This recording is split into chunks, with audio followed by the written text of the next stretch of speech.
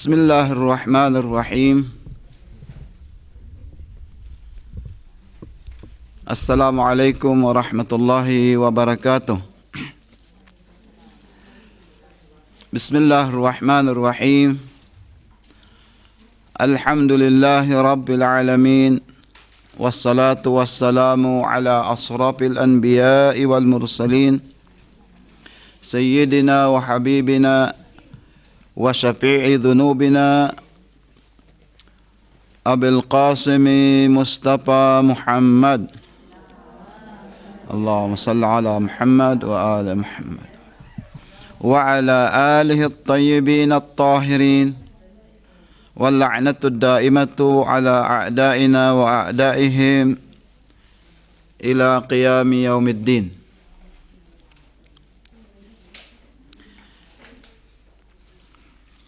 موضوعنا اليوم تتعرض على قصة نبي الله شعيب عليه السلام. قال الله سبحانه وتعالى في القرآن الكريم في سورة الأعراف الآية 85 في قوله: أعوذ بالله من الشيطان الرجيم، بسم الله الرحمن الرحيم. وإلى مدين أخاهم شعيبا قال يا قوم اعبدوا الله ما لكم من إله غيره قد جاءتكم بينة من ربكم فأوفوا الكيل والميزان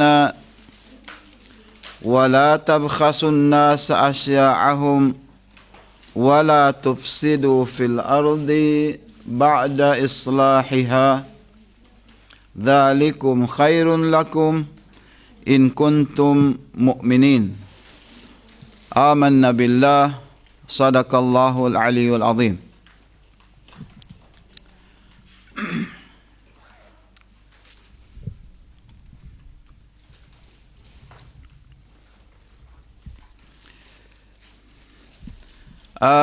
Ito ang pangatlong araw ng ating kurso,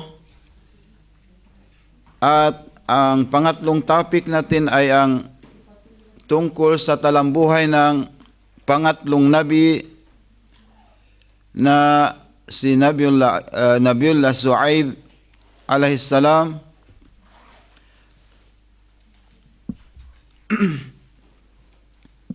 At kung ano ang nangyari sa kanyang mission dito sa mundong ito, inshallah tatalakayin natin.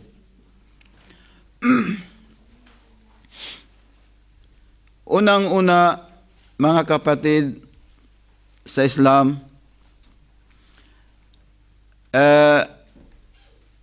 ang nasab o ang genealogy ng Prophet Shuaib alayhis salam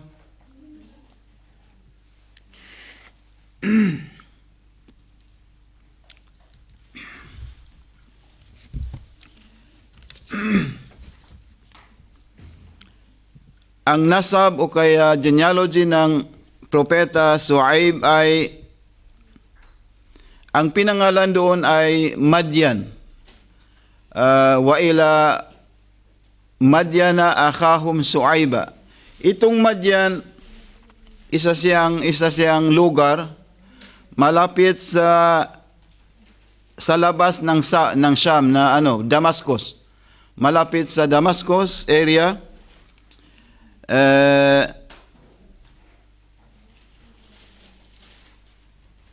At ang nakatira sa lugar na ito ay mga Arab. So itong si Nabiullah Shuaib ay isa sa pang-apat na Arab na propeta ng Allah subhanahu wa ta'ala.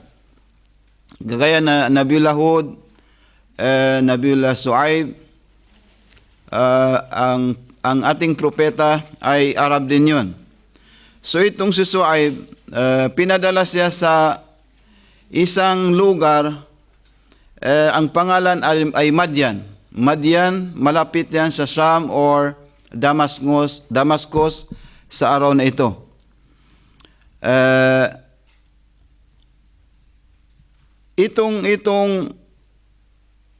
Itong Madian malapit sa lugar na sa kapanahunan ni Nabiullah Lot. Ang tinitirahan noon ng Nabiullah Lot alayhi salam ay Buhaira. Malapit din yun sa Sham, sa Damascus. So itong si Kuan, si Nabiullah Suaib ay isa sa mga pamilya ng Nabiullah Ibrahim al-Khalil. Kaya nga sabi niya dito, unang-una itong Madian ay pangalan niya ng tao, tapos dahil sila ang nauna sa sa lugar na yan, ipinangalan ang lugar sa pangalan ng tao na yon. Ang isang riwayat ay nagsasaad na itong si Suaib, ang pangalan niya ay anak siya ni Michael, ibni Yasjun, ibni Ishaq, ibni Al-Halil, ibni Ibrahim Al-Khalil. Yani yung genealogy niya papunta doon sa Nabiullah Ibrahim alayhis salam. At itong si Nabiullah Suaib ay isa siya sa mga naniniwala o kaya followers ng Nabiullah Ibrahim alayhis salam. Kaya nga nang maghijra or umalis ang Nabiullah Ibrahim alayhis salam, pumasok sa Damascus, doon sumama rin ang Nabiullah Suaib alayhis salam. So hanggat itong Madian, itong lugar ng Madian ay ang mga tao doon ay meron silang situation wherein pinakamasamang situation sa kapanahonan nila, no? Meron dito tinatawag na Ashabul Aika. Itong Ashabul Aikati, isa siyang syajara, isa siyang kahoy na sinasamba ng mga tao sa Madian. Malapit din ito sa Madian, hindi sa loob ng Madian, pero malapit sa Madian na nakaano doon, may isang kahoy na distinct, yani may kaibahan sa iba't ibang na nandoon, mga kakahuyan, no? Mga kahoy. So, asjara yani, asjar. So, yung mga tao dahil may kaibahan siya sa ibang kahoy na nandoon, they will be able to worship this sajara or itong tree. So, noon pinangalan siya Ashabul Aikati. Ashabul Aikati, yung mga taong sumasamba sa kahoy. Isa yun sa kung ihambing natin sa sa worship or pagsamba, ang mga tao ay wala silang sinasamba maliban sa yung kahoy na yun. So itong Madian ay ang mga tao noon ay kontrolado ng isang Malik. Anong Malik? King na sa kapanahon nila ay pinakamalakas, na walang taong pwedeng kumontra sa kanyang kagustuhan. At itong Madian ay ang mga tao in terms of business,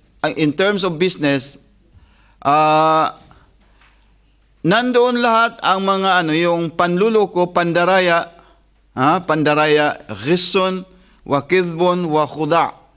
Yani nandoon ang pandaraya,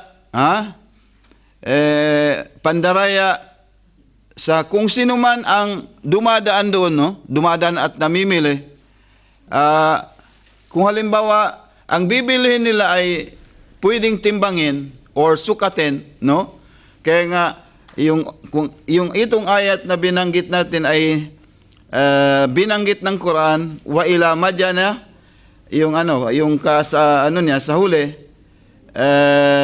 nabanggit doon yung mikyal or mizan. Yani yung tinitimbang, kinikilo, at saka yung sinusukat. So, sa kapanahon na nila, itong mga tao dito, aside from na ang sinasamba nila ay kahoy, yung nilalang na hindi man tao, hindi man baka or kambing or ano man, pero kahoy ang sinasamba nila. So, maliban doon ang mga activities sa loob ng palengke or sa mga market, yun. Aside ng pandaraya, halimbawa, kinukulangan nila halimbawa, kung magbili ka ng kinikilo, 100% kulang yon. At saka yung zaid, yung sumusobra, kinukuha nila. Isa yun sa mga sitwasyon sa kapanahonan ni Nabiullah Suaib sa Madian. Ang pangalawa, kung halimbawa may dumadaan na sa ibang bayan sa kanila, kung minsan sinasalubong nila ang mga tao, sinasalubong nila at kinukuha kung ano man ang dala-dala nila. Kutao turok, ika nga. Kung sa atin, anong tawag doon? Yung kidnapping, kidnappers. Pandurukot nandoon na yon. Pero yung halimbawa, lahat ng dumadaan doon, hindi talaga makakadaan kung hindi nila makunan ng halimbawa lahat ng panluluko at pandaraya ginagawa ng mga kapanahunan sa Madian.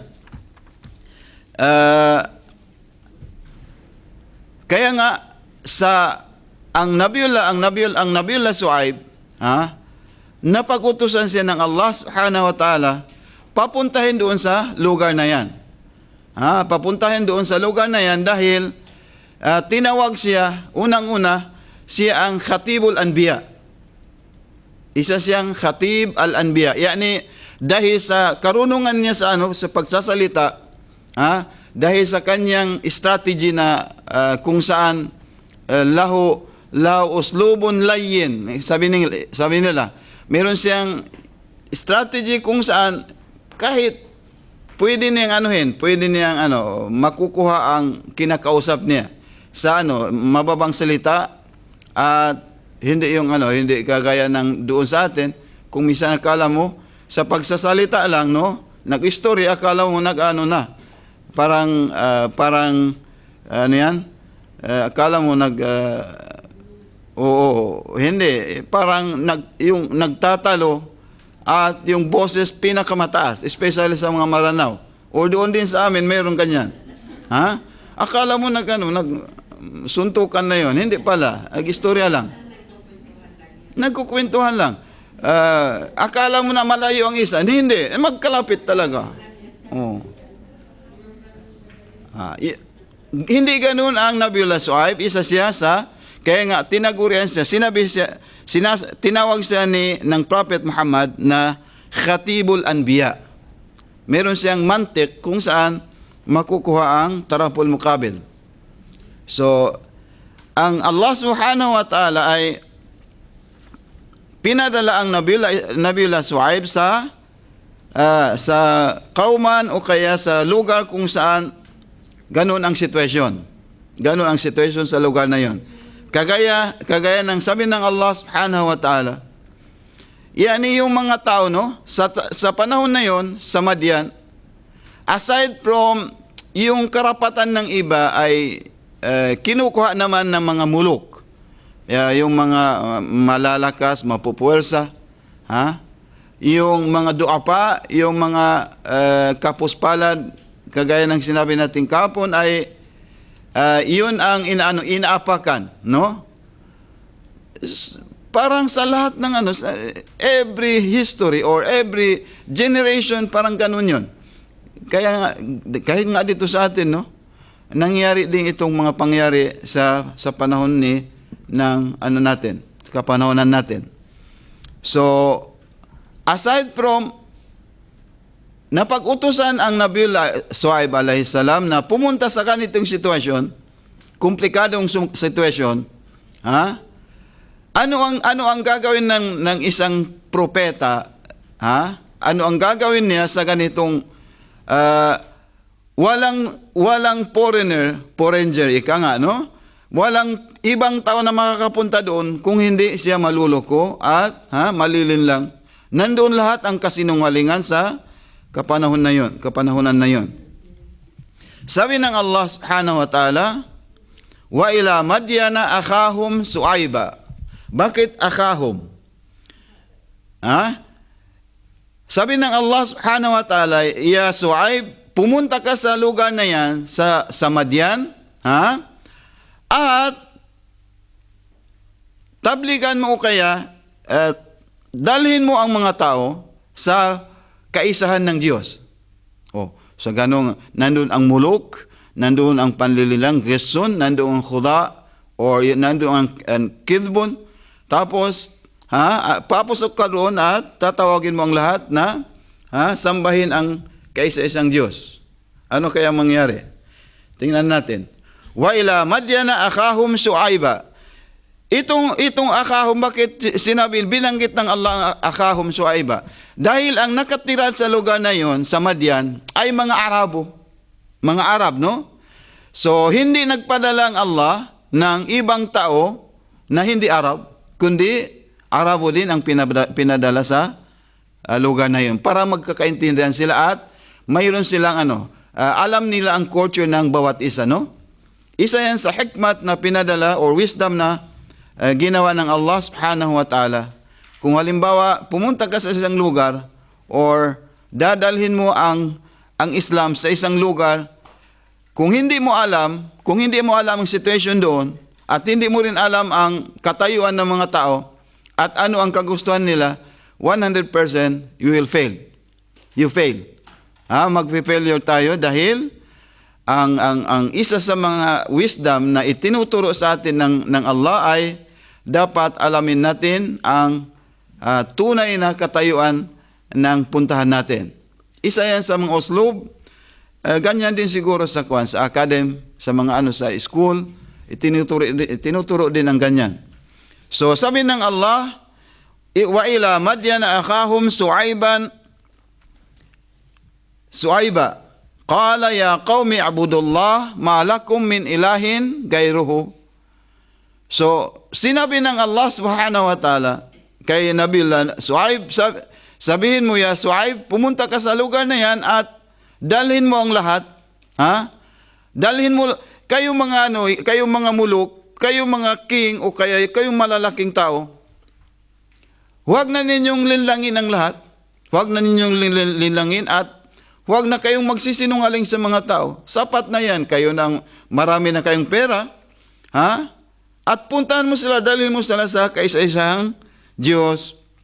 At i-stop mo sa kanila ang pagsamba sa yung shajara o kaya sa tree na yon.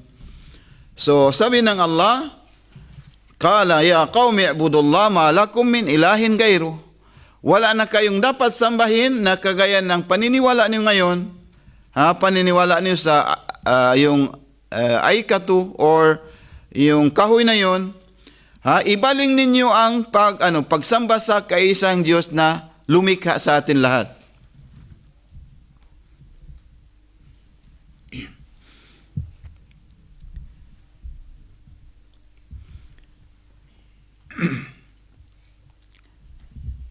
At kayo, sabi ng Allah subhanahu wa ta'ala, kayo mga itong halimbawa sinusukat, no, itong isa yan sa mga haram o kaya hindi pwedeng gawin ng yung mga nagtitinda, no?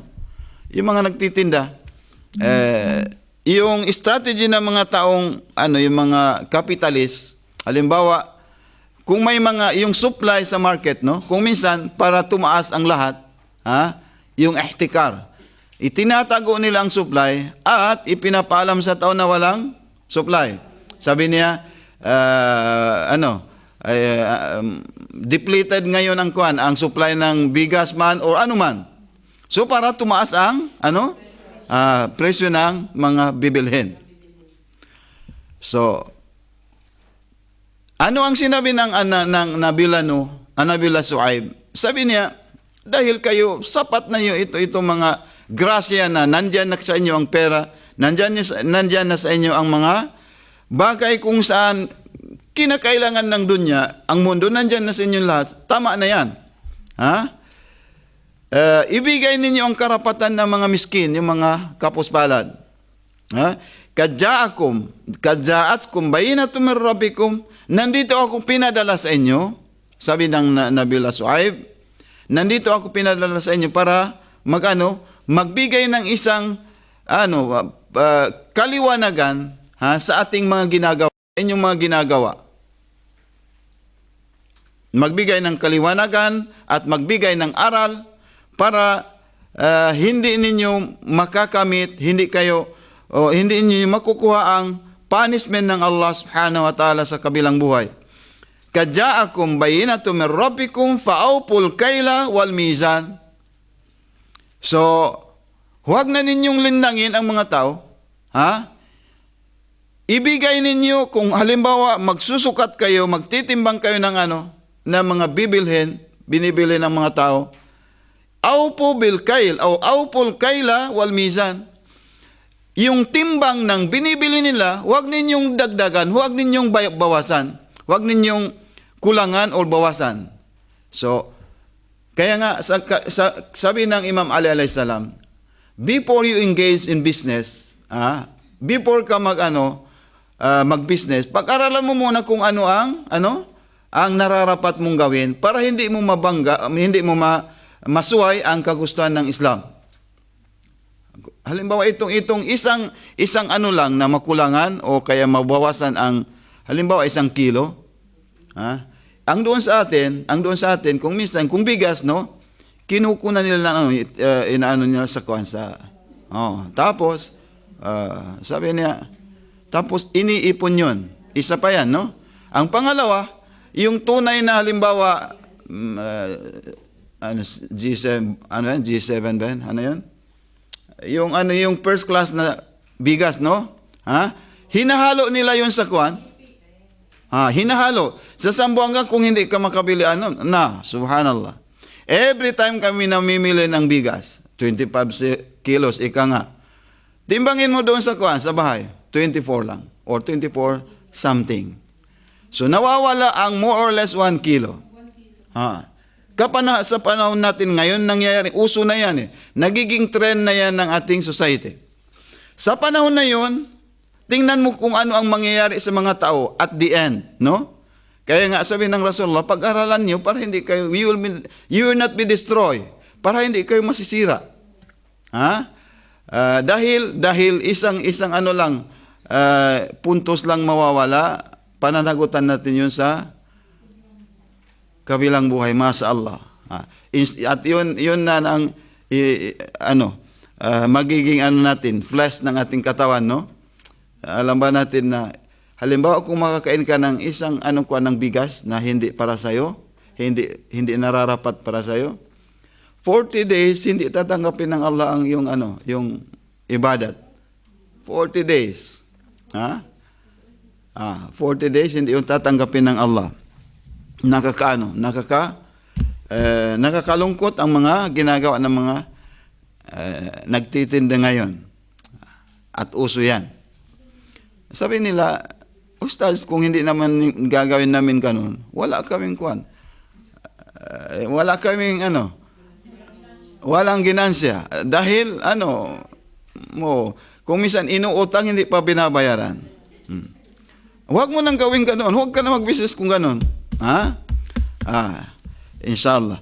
So, sabi ng Allah subhanahu wa ta'ala, fa'awpul kaila wal mizan. Ibigay ninyo ang tunay na timbang, at saka timbang at yung kasukatan ng isang bagay at para maibigay ang karapatan ng iba, ang karapatan ng tao. Wala tabkhasun nasa asya'ahum. Huwag ninyong linlangin. Yung property ng mga tao, ang karapatan ng mga tao, huwag ninyong kunin, huwag ninyong kupkupin ang hindi nasa inyo.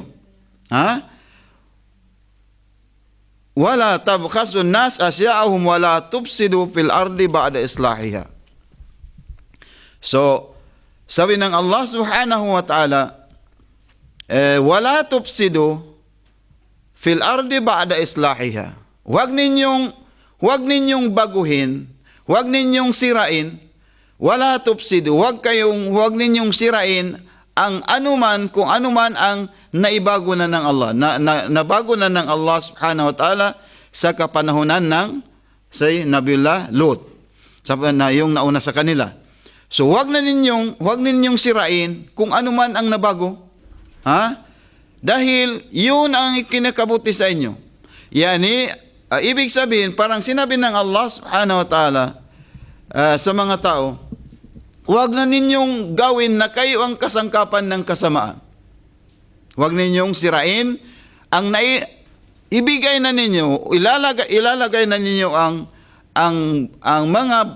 bagay kung saan siya nararapat. Kung hindi sa iyo, huwag mong kunin. Dahil ang Allah subhanahu wa ta'ala ay sinasabi niya sa mga tao na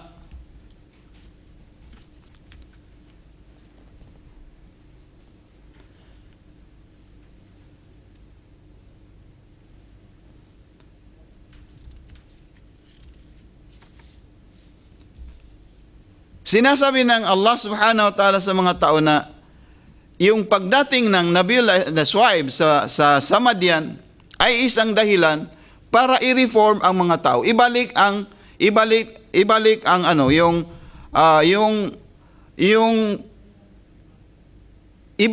karapatan o kaya baguhin ang sitwasyon sa mga ginagawa ng mga tao sa kapanahonan noon. So, itong si Nabiullah Shuaib alayhis salam,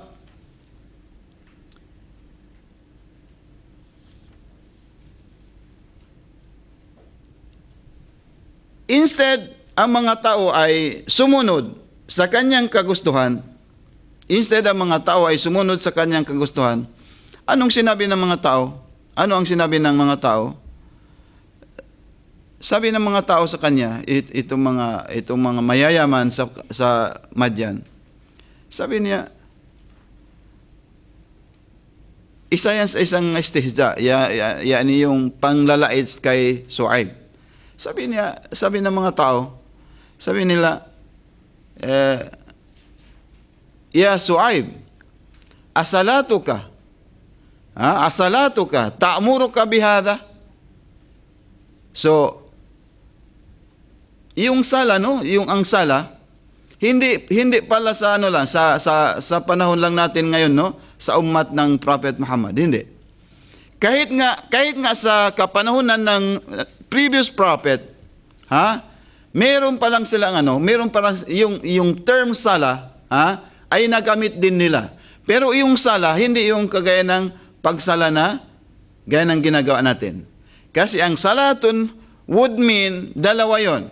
Either ang sala ay yung pagdarasal, would mean pagdarasal, dua, yani, supplication or pagdarasal, or kagaya ng ginagawa natin na yung 5 times, or kagaya ng ginagawa natin kung Maghrib 3 rakaat, kung isa naman ay 4 na rakaat.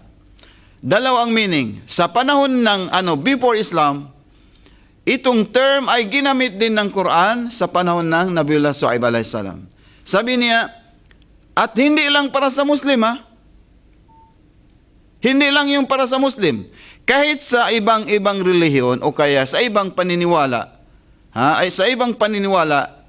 meron ding silang sariling sala or sariling pagdarasal o kaya supplication. Itong mga tao, instead na sumunod sa kanya, sabi nila, ya Shuaib, asalatuka, ta'muruka bihada. Ganyan ba ang itinuturo ng sala, or kasi itong sala dito would mean supplication or din Ha? Either ang meaning dito ng sala ay din, yan ni reliyon, or supplication.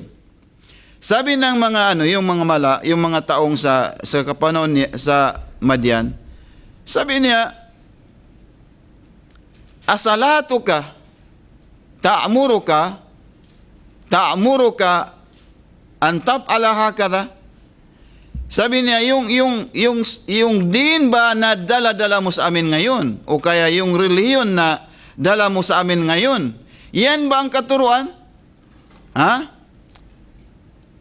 An natruka ma ya'budu abaana, na ipahinto mo sa amin, iwanan namin ang kung ano man ang nakita namin, itinuro sa amin ng aming mga ninuno noon, kung ano man ang paniniwala, kung ano man ang din, kung ano man ang relihiyon na itinuro sa amin ng aming ninuno, papalitan mo ba ngayon? Ganyan bang itinuro mo sa amin? Ituturo mo sa amin?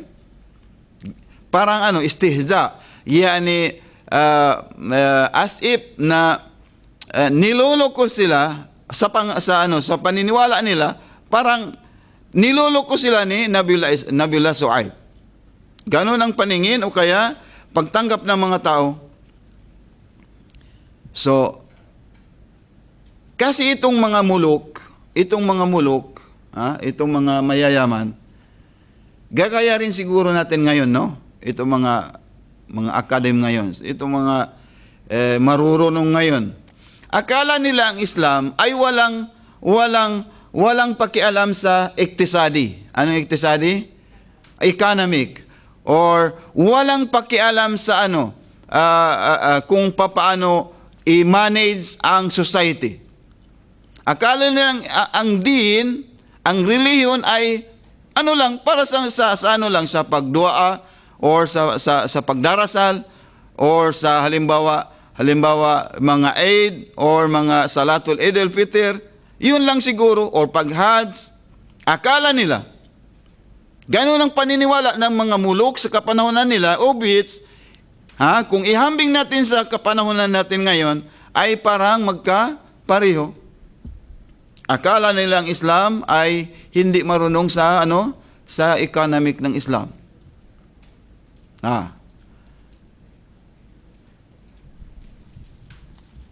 Kaya nga makikita natin ang mga taong ganun ang paniniwala, ay makikita mo ang yumayaman, yung mga taong dati nang mayaman. Di ba?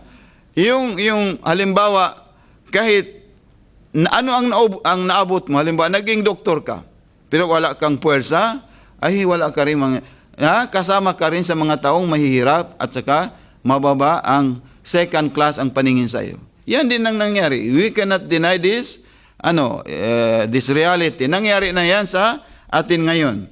So parang magkapareho ang kung ano ang nangyari sa mga previous prophets ay nangyayari din sa kapanahunan ng ating propeta.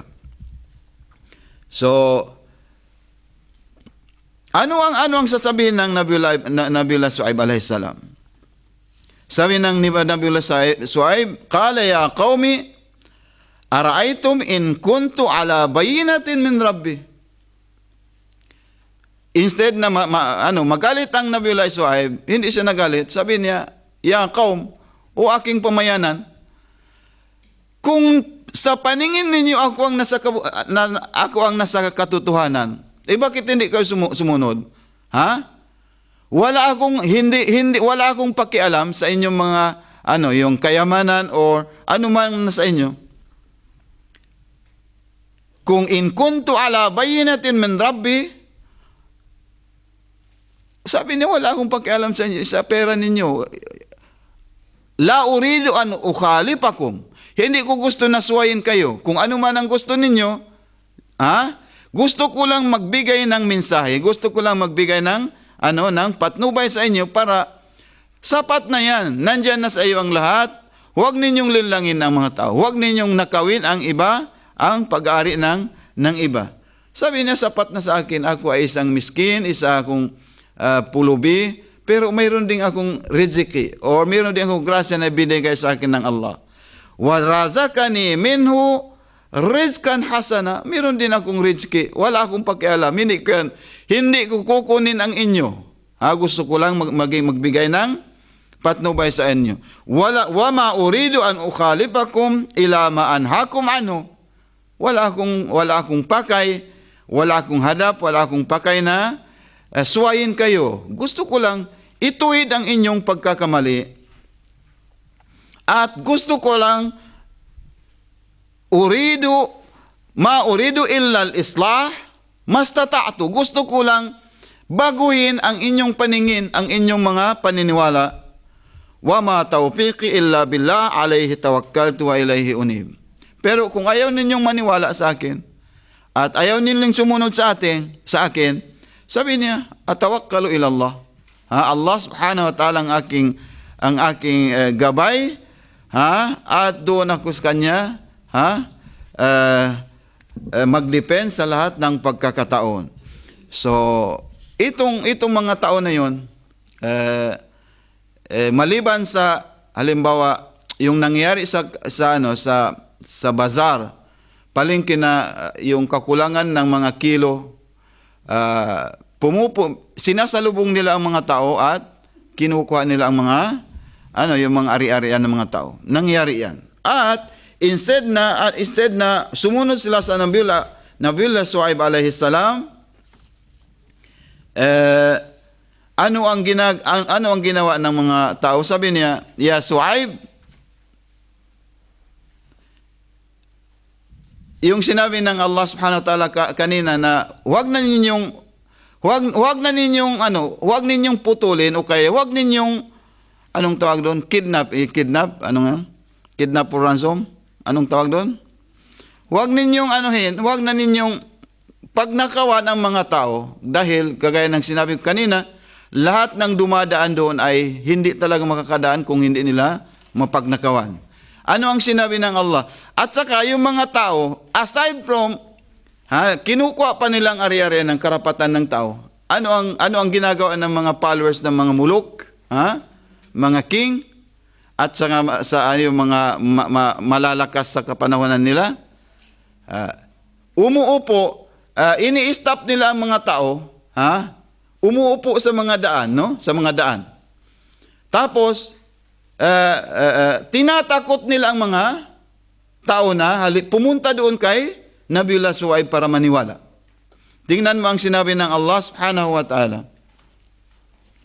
Wala taq'udu bi kulli siratin tu'adun wa tasduruna fi ansabilillah. Sabi ng Allah subhanahu wa ta'ala, o kayong mga pamayanan ng Madyan, huwag kayong umupo sa mga daanan para takutin ng mga tao. Ngayon, sabihin natin, huwag kayong sumunod sa Ahlul Bayt. Dahil mawawala huwag kayong sumunod sa mga Shia na yan. Dahil maliban sa ang paniniwala nila ay ang iba ang kanilang nabi, at ililihis kayo sa tunay na landas. Hindi, maliban doon, mayroon pa silang ginagawa sa inyo, gagawin. Halimbawa, kung matagalan na kayo, ayun, halimbawa, yung sa Friday night na yung mag-exchange ng mga kababaihan, yung mga husband and wife, mag-exchange daw. Yan daw ang isa sa teachings ng Ahlul Bayt. Yun ay tinatakot pa nila ang mga tao at pinapatay, di ba? Di ba? Nangyari din yan sa So, sa panahon ng Nabiyullah Shuaib, ang lahat ng nangyari sa atin ngayon ay nangyari sa kapanahonan nila. Wala taq'udu bi kulli siratin tu'adun wa tasduruna an sabilillah man amana bihi wa tabghunaha iwaja. Ang mga taong gustong pumunta kay Nabiyullah Shuaib ay sinasabi nila, huwag kayong pumunta doon dahil papatayin ka ni Pulan. O kaya kung pumunta ka doon, aalisan kami namin ng karapatan. Or papaalisin ka namin dito sa ano, itatakwil ka namin dito sa Madian. Nangyari din yan sa panahon ng ng Rasulullah. Right after the demise of Prophet Muhammad, ang nangyari? Para masahid o kaya papatayin ang mga naniniwala sa katotohanan, naniniwala sa followers ng Ahlul Bayt, binibigyan ng pera, para lang huwag sumama at sumunod sa Ahlul Bayt. Binibigyan ng posisyon sa government, para lang pumunta sa kanila at takutin. So, at mayroon pang kapalit. Halimbawa, kung mapatay mo itong tao na ito ang kapalit. Nangyayari yan sa kapanahunan ng Prophet Muhammad sallallahu alaihi wa alihi wasallam. So, maliban sa ang prophet Shuaib, he was threatened to sabi niya, kung hindi ka mag-stop, papaalisin ka namin dito sa Madian at papatayin ka namin.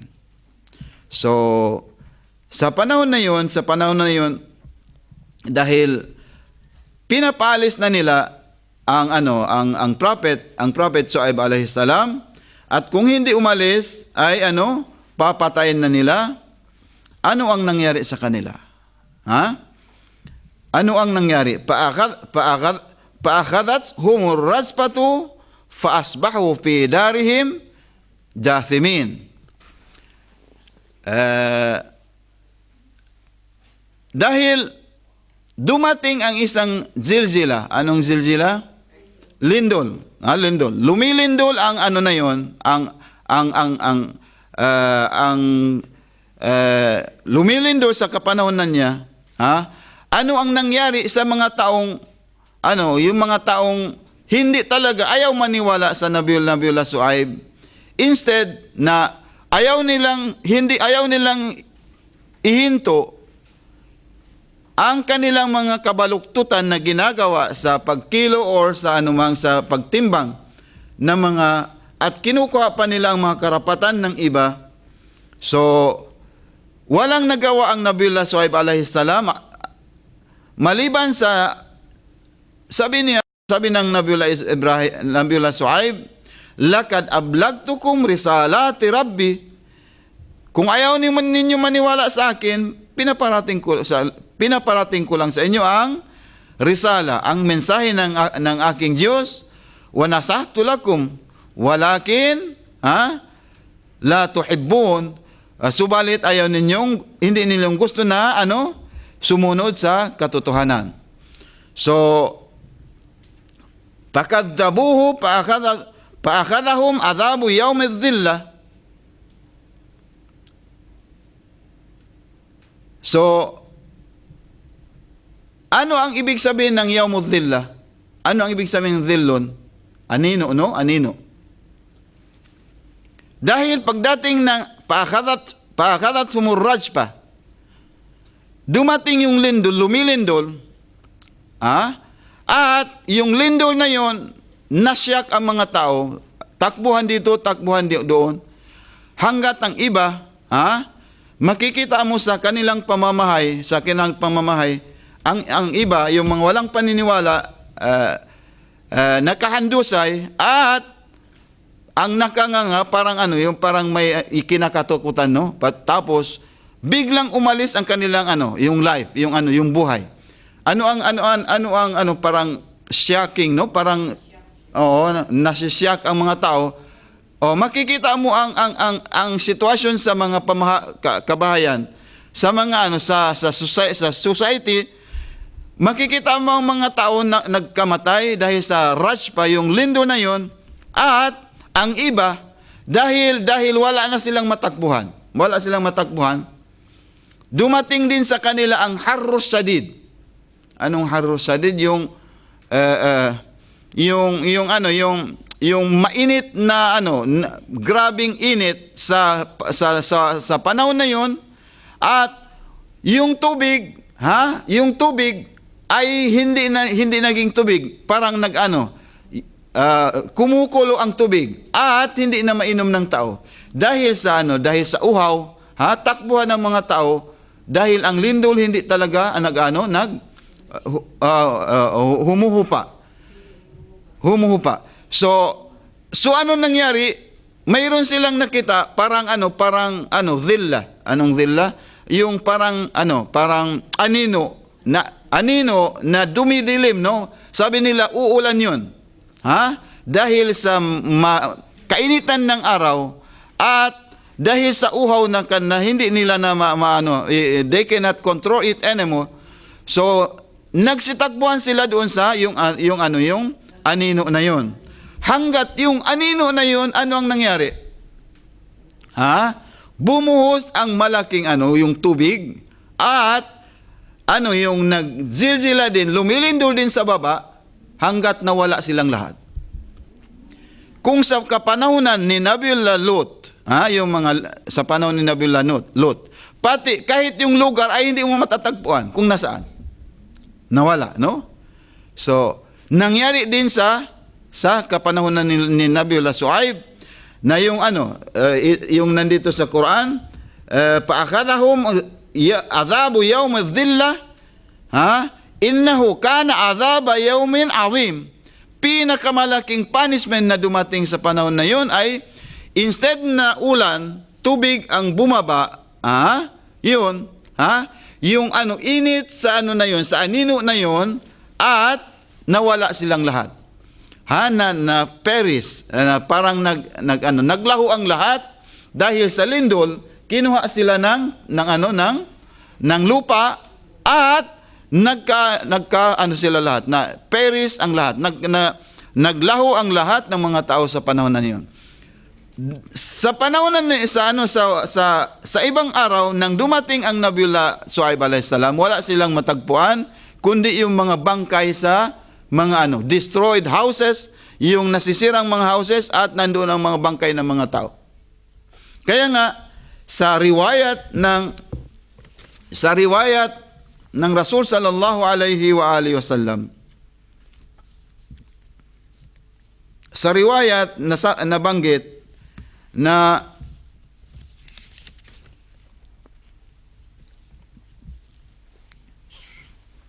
ang riwayat ay nagsasabi na sa panahon ni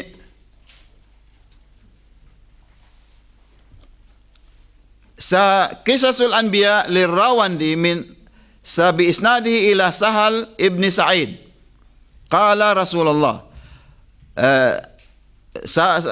qala Sahal ibn Sa'id, qala ba'athani Hisam ibn Abdul Malik.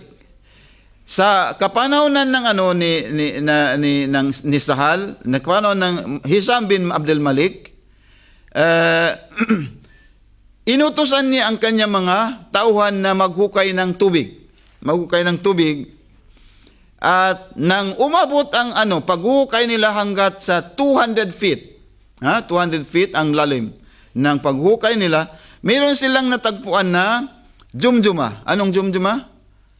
Iskal, no? Iskal ng isang tao na lalaki, nang hinukay nila ng hinukay hanggat matagpuan nila isang lalaki na nakatayo ala sakhra, sa bato. Nakatayo sa bato at wa alayhi thiyabun bayda, at meron siyang damit na puti, at ang kanyang kanang kamay ay naka sa kanyang ulo, nakaganyan. Nang tiningnan, inalis ng mga ni Hisam ang yung kamay ng tao, yung ng kamay ng tao sa kanyang ulo, pag alis ng kamay ganyan, kumpleto pa rin, tumutulo pang dugo. Sa lalim ng 200 feet, no? Sa lalim ng 200 feet, tumutulo pang dugo. Nang ibalik naman ang kamay doon sa sa ulo, mawawala kaagad. Sufiyat, parang walang nangyari. So, yun pala, yung hinawakan niya ng kanyang kanang kamay, yun pala ay pinalo siya ng bato. So, sino yun? Sino ang tao na yun? Wa idha taraknaha adat. fasadat sajdah wa idha fi thawbihi maktubun. Ang nakasulat sa kanyang puting damit, nakasulat ana Su'aib. Ana Su'aib ibn Saleh, Rasulullah. Ana Su'aib ibn Saleh, Rasul Su'aib bin Nabi. Sabi niya, ako ang sino ako? Si Nabiullah Su'aib na pinadala ng Allah subhanahu wa ta'ala sa kauman na yun, sa lugar na yun. Siya pala ang prophet Su'aib. Anong ginawa sa kanya? Anong ginawa na nakasulat doon? Fadarabuni wa tarahuni fi hadzal jubbah. Sabi niya, pinalo ako ng tao at inilibing akong buhay. Hanggat siya na shahid. Yung sugat niya sa ulo dahil sa kapapalo ng mga tauhan na ayaw sumunod sa kanyang katuruan. So sabi niya, wahalo alayya turab. Buhay siya at inaunahan siya ng inilibing siya ng buhay hanggat siya ay masahid. Anong ginawa ni Hisam? Anong ginawa ni Hisam? Inutosan ng lahat na ibalik ang na yon, yung kabro na yon, yung cemetery na yon. Dahil yun na rin ang cemetery ng Nabiullah Su'aib alayhis salam. Isa yan sa mga istorya na nangyayari sa kapanahunan nila. Isa pa pangyayari, isa pa na nahukay nila nang pumunta sila sa ibang lugar, at naghukay rin sila ng tubig, nang mahukay nila sa ganun ding ganun mga 200 or 300 feet below the ang nakita nila, isa na namang bangkay, isa namang jumjuma na lalaki, at ang nakasulat doon wa idha inda ra'si kitabatun pakara'tuha fa idha hiya ana Hisan ibn Sinan. Isang followers ni Nabiullah Su'aib na nakalibing din ng buhay. Iyan ang katayuan ng mga tao sa katidigas ng kanilang mga ayaw sumunod sa Nabiullah Su'aib alayhis salam. So anong ginawa ng Allah subhanahu wa ta'ala sa kanila? Anong ginawa? Yung dumating yung dhilla na yon, yung anino na kung saan, kung tingnan mo isang yung naipon na tubig at nang bumuhos yun, isang mainit na tubig at nilamon din sila ng itong zilzila. So yan ang mga punishment ng Allah subhanahu wa ta'ala sa panahon sa mga taong na kinukulangan nila o binawasan nila ang kilo o kaya yung timbang or sukat ng mga bagay. So yun ang kisa ng Nabiullah Su'aib alayhis salam. Samantala, itong hadith, tingnan natin inshallah, baka may connection sa Ayyamul Fatimiyya ngayon inshallah. Itong nangyayari, itong paniniwala ni Nabiullah Su'aib alayhis salam, paano ang kanyang paniniwala sa Diyos? Sa Diyos.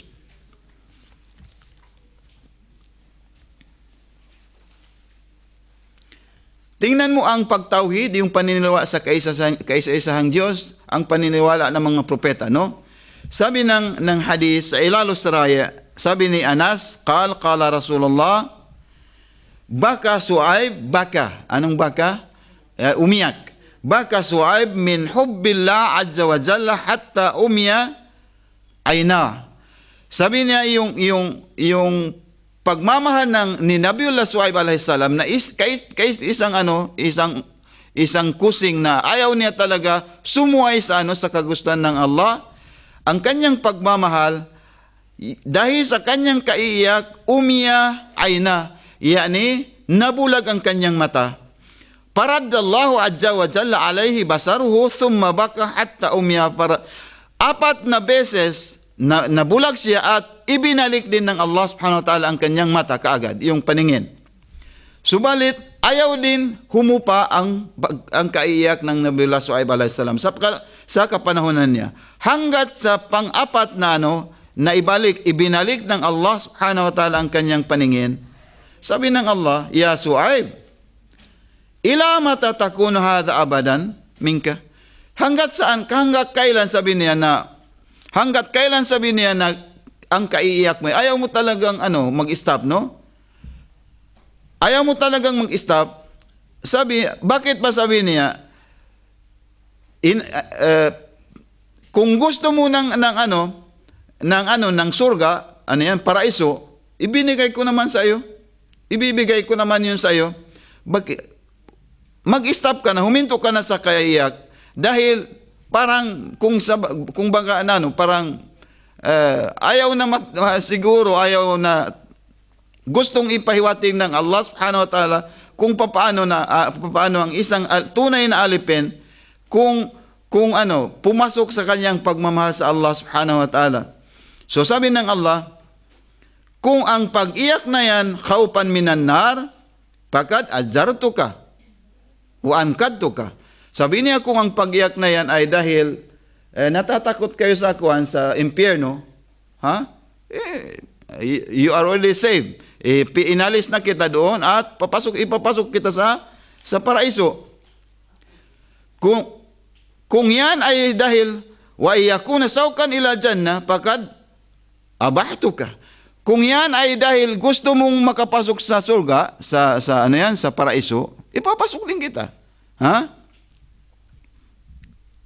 Ano ang sagot ng Nabiullah Su'aib? Sabi niya, Ilahi, wa sayyidi anta ta'lam inni ma bakaytu khawpan min narika wala sawkan li jannatik walakin aqadtu hubbika fi qalbi. Aqada hubbika fi qalbi. Sana ganun, no? Sabi niya, Ya Allah, alam mo kung ano ang katayuan ko. Itong pag-iyak ko, sabi ni Nabiullah Su'aib, Ilahi wa Sayyidi, kilala mo at nalalaman mo yan, hindi ito dahil natatakot ako sa iyong impyerno. At hindi ko rin gusto ang surga, hindi ko rin gusto ang paraiso. Pero nakatanim na sa aking puso ang pagmamahal ko sa iyo. At wala asbiru. At hindi ko na wala na akong sabar, wala na akong pasensya. Gusto na talaga kitang makita. At gusto na lang kita gusto ko na makalapit sa iyo. Sabi ng Nabiullah Su'aib. Sa panahon natin, meron bang ganon? Tingnan mo ang sinabi ng Imam Ali alayhis salam.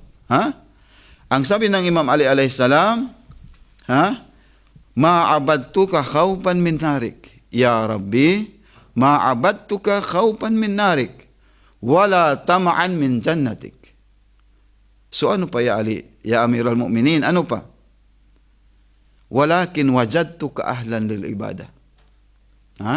Sabi ng Imam Ali alayhis salam, yung unang imam ng Ahlul Bayt, unang kahalili ng Rasulullah, unang kapalit na imam ng Rasulullah para magiging continuous yung patnubay ng Allah subhanahu wa ta'ala dito sa atin. Ano ang sinabi ng Imam Ali? Ya Allah, ma'abadtuka khawpan min narik. Hindi ako nagsamba sa iyo. Hindi kita sinasamba. Dahil natatakot ako sa narka. Natatakot ako sa iyong impyerno. Hindi ako natatakot sa impyerno. Wala tama'an min jannatik. At hindi ko rin gusto yung paraiso. Hindi ko gusto yan. So, bakit tayo nandito? Gusto ba natin ang paraiso? O dahil natatakot tayo sa Allah subhanahu wa ta'ala? Walakin wajadtu, kasabi ng Imam alayhis salam, dahil, I found you. Natagpuan kita na ikaw ang nararapat na sambahin. Wala nang iba. Yun din yung sinabi mo kahapon. Ashhadu an la ilaha illallah wahdaka la sharika lak. Bakit ako sabihin mo, Ya Allah, I swear to you, lahat ng aking katawan, lahat ng aking pagkatao, I swear to you na wala na akong Diyos na sasambahin at susundin maliban sa iyo, Ya Allah. Yan, dapat panindigan natin yan. walakin wajadtuka ahlan lidhalik. Dahil nakita ko, ya Allah, natagpuan ko sa iyo ikaw ang karapat-dapat na mahalin at saka sambahin. Wala nang iba. Hindi yung narka, hindi ako natatakot sa impyerno, at hindi din ako ayaw ko ring pumasok sa surga kung malayo ako sa iyo. Yan ang sinabi ng Imam Ali alayhis salam. Ano ang sagot ng Rasulullah sa atin? Kayo mga kababaihan. Unfortunately, walang lalaki. Ako lang, no? Ano ang sinabi ng Rasulullah? Man ahabba ibnati Fatima. Man. Itong man, mayroon itong philosophy behind. Kung sino man, sabi ng Rasulullah, ang nagmamahal sa aking anak na Fatima Zahra. Bakit yung sinabi na ibnati? Kasi maraming Fatima. Di ba? Kayo dito maraming Fatima. Magkapareho. Ang sinabi ng Rasulullah, man ahabba ibnati Fatima fil jannati ma'i. Fil jannati ma'i. Kung sino man sa inyo ang tunay na nagmamahal sa aking anak, na Fatima Zahra, huwag na kayo don't worry, huwag na kayo mag-alinlangan. Fil jannati, sa loob ng paraiso, kasama niyo ako inshallah.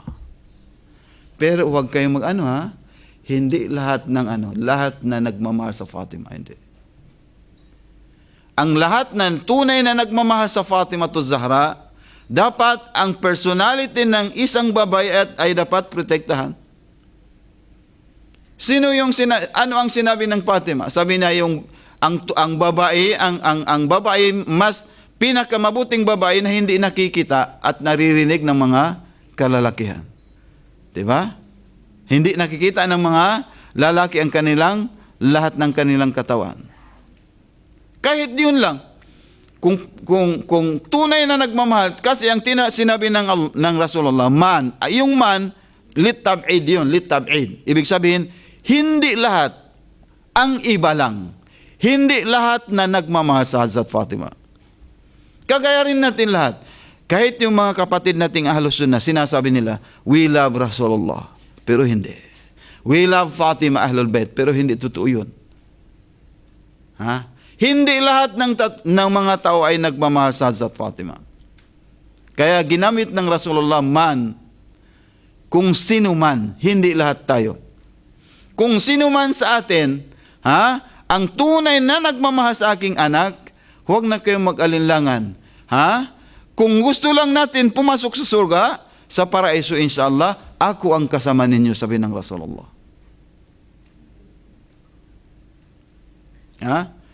Tapos sabihin natin, Ustaz, dahil pulubi ako o kaya kapos palad, wala akong pambili ng ng hijab. Mas tingnan natin, Pero ang Fatima Zahra, ano ba siya? Mayaman ba ang Fatima? Yes. Mayaman ang Hazrat Fatima Zahra, at i-continue yun bukas, inshallah.